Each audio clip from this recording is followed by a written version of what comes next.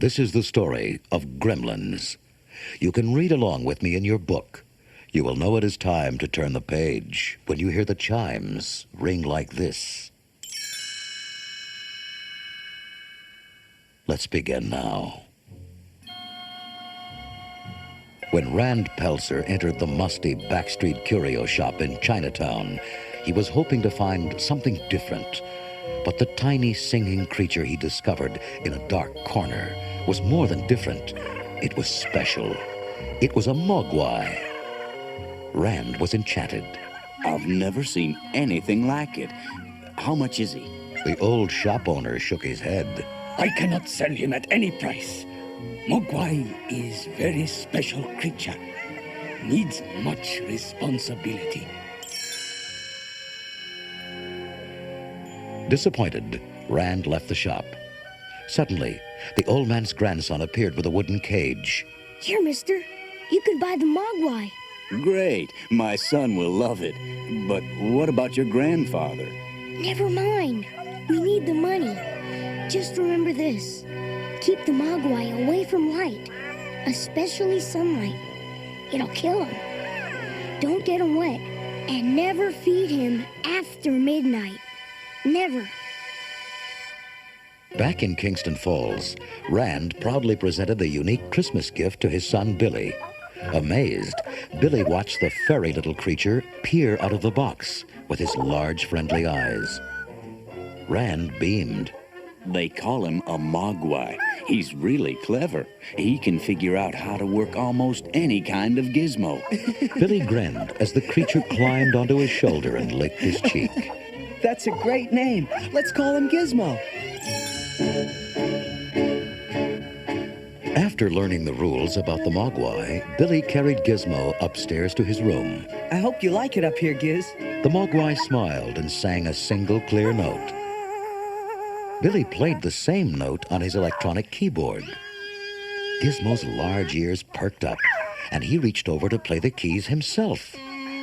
Billy chuckled and gently placed a big red Santa hat on the tiny mogwai's head. You're some Christmas present, Gizmo. A few days later, Billy's young friend Pete came by. Wow. So this is a mogwai, huh? Can I pet him? But Pete accidentally knocked over a paintbrush glass, splashing some drops of water on the mogwai. Gizmo screamed and arched in pain. Billy watched helplessly. Oh, no. He's not supposed to get wet. Look at his back. Spots were growing where the droplets had hit Gizmo. Then, as if by magic, the spots became 5 tiny balls of fur and popped off onto the table. Instantly, they grew into 5 brand new mogwai creatures. Gizmo frowned at the giggling newcomers. Billy comforted his frightened pet. Poor Gizmo. No wonder you're not supposed to get wet. That must be how you multiply. Billy scratched his head.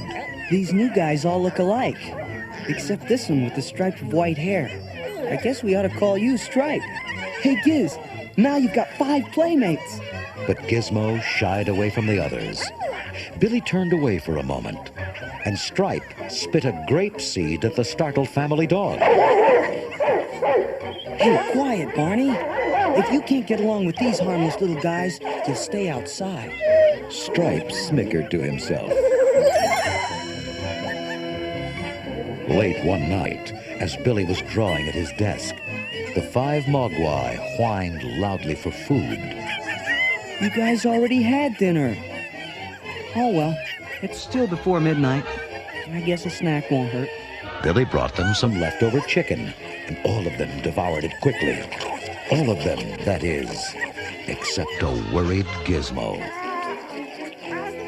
The next morning, Billy called his mother, Lynn, upstairs.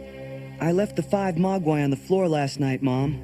But when I woke up, these large, sticky pods were here. Billy glanced up from the 5 green cocoons and noticed his clock. Oh, no. It still reads 11:30. Those new guys must have tricked me into feeding them after midnight by unplugging it. After Billy left for work, Gizmo watched the pods in horror. Hours passed, And then they quivered and cracked open.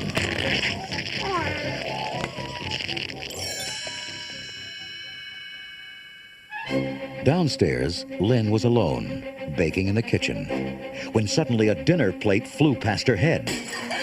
She spun around to see nasty, scaly creatures threatening her from the countertops. Those things must have hatched out of the cocoons upstairs. No longer were they cute, furry mogwai. Now, they were gremlins. Bravely, Lynn battled the beasts with kitchen utensils. She even doused one with bug spray and trapped him in the microwave. Shaken, Lynn stumbled into the living room to catch her breath. Suddenly, the Christmas tree toppled onto her. A gremlin leaped savagely onto her back, screeching and scratching. Just then, Billy returned home.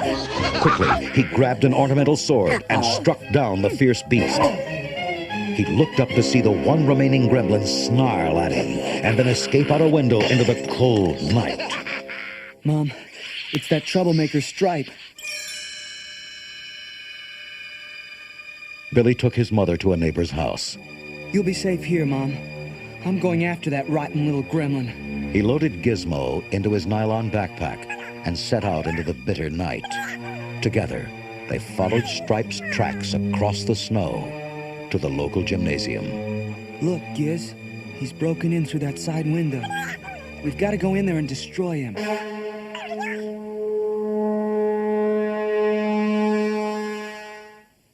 Billy stalked nervously across the silent gym. Suddenly, Stripe leaped at him, raking his chest with razor-sharp claws. The gremlin then turned deliberately and dove into the nearby swimming pool. Billy cringed as the pool began bubbling fiercely. Giz, the water's reacting with Stripe's skin. He's reproducing. We've got to get help.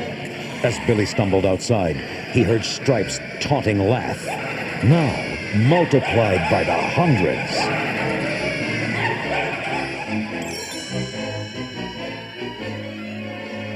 Soon, gremlins were running wild through Kingston Falls. They gleefully smashed windows, knocked over garbage cans, pulled down holiday decorations, and swung merrily from TV antennas. Several strutted around proudly in stolen hats and coats. One crafty gremlin even pried open a traffic control box. He switched all the traffic lights green and watched the cars pile up. The gremlins didn't like people, and they didn't like the town. In fact, the only thing they did like was making trouble. City worker Futterman was home watching TV when he heard his snowplow start up outside. Sheila, look. My plow's driving all by itself. Wait, it's headed this way. The plow crashed right through the Futterman's living room. Thanks to you-know-who. Dozens of mischievous gremlins invaded Dory's pub, chasing out all the customers but one, Billy's girlfriend, Kate. They screeched at her to fetch them food and drink. She ducked a handful of peanuts. Ow! Hold on! I'm working as fast as I can. Kate toiled on fearfully as the gremlins threw bottles, ripped up the pool table, and put on discarded hats and scarves. One adventuresome beast even rode the overhead fan for fun. But when one boisterous gremlin demanded a light for his cigar, Kate noticed the match made him flinch. The light hurts his eyes. That gives me an idea. She aimed a flash camera at the creatures. Smile, turkeys. The creatures howled and backed away from Kate. As she headed for the front door, she clicked the camera again. Oh no! I've used up all the flashes. The angry gremlins surrounded her with vengeance in their eyes.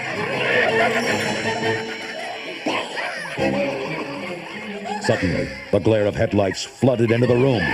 The gremlins fell back in pain. Kate, it's me, Billy. Run outside. Kate dashed out. Billy, what are those creatures? Billy hurried her quickly down the street. They're gremlins, and they're tearing up the whole town. Let's hide in here. They ducked into a building. Kate hugged him tightly. It was horrible, Billy. Thanks for saving me. Dawn approached. Kate, Billy, and Gizmo crept cautiously outside and explored the ruined town. There's no sign of them anywhere, Billy. Then Gizmo sniffed the wind. Excitedly, he pointed Billy toward the local movie theater. Of course.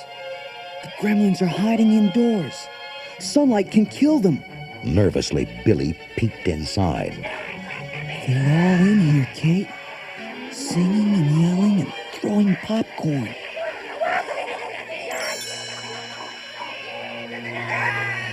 Billy turned to Kate.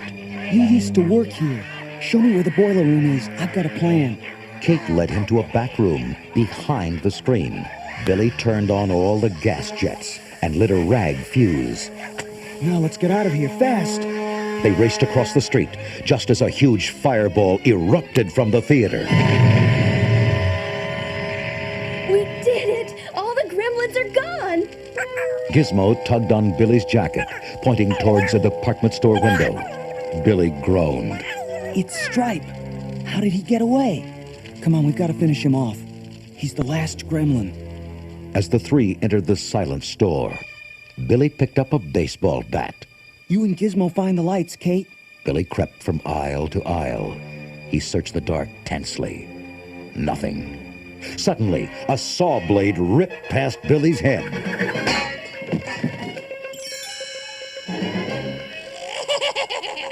Narrowly ducking, Billy chased the wicked gremlin across the store. Racing around a corner, Billy suddenly toppled over in pain, clutching his shoulder. Stripe had shot him with an arrow. The gremlin loaded his crossbow again and cackled. Then the store lights blazed on. Howling, Stripe dropped his weapon and covered his eyes.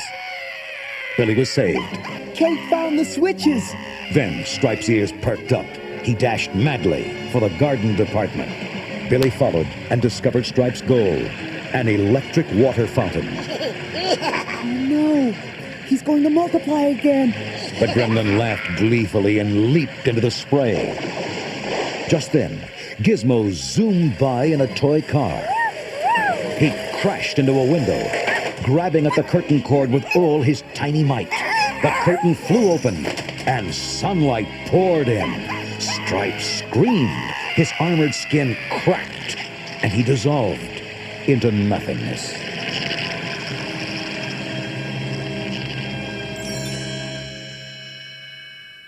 That night, Gizmo's original owner, the ancient Chinese man, entered the Peltzer's home.